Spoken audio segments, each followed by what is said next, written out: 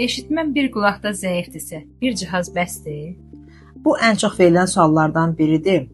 Amma cavab xeyr, hər kəs üçün eyni deyil. İnsanın eşitmə zəifliyinə görə və gündəlik ehtiyacına bağlıdır. Ümumiyyətlə iki qulaqla eşitməyin üstünlüyü nədir? İnsan beyni səsləri iki qulaqdan alaraq düzgün analiz edir. Səsin hardan gəldiyini anlamaq və danışığı ayırd etmək iki qulaqdan daha rahat olur. Bəs bir qulaq zəifdirsə nə baş verir?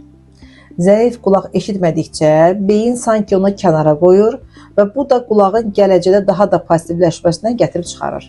Deməli hər zaman iki cihaz lazımdır. Xeyr, əgər eşitmə zəifliyi yüngüldürsə və digər qulaq təsirlənməyibsə, bəzi hallarda tək cihaz kifayət edə bilər. Amma dərəcə orta və ya ağır olarsa, o zaman iki cihazla istifadə daha balanslı və rahat eşitməni verir. Bəs tək cihazla başlayanlar sonradan nə yaşayırlar? Çox vaxt deyirlər ki, bu yaxşıdır, amma elə bir nəsə çatmır. Bu beynin iki tərəfdən səsə ehtiyac duymasından bağlıdır.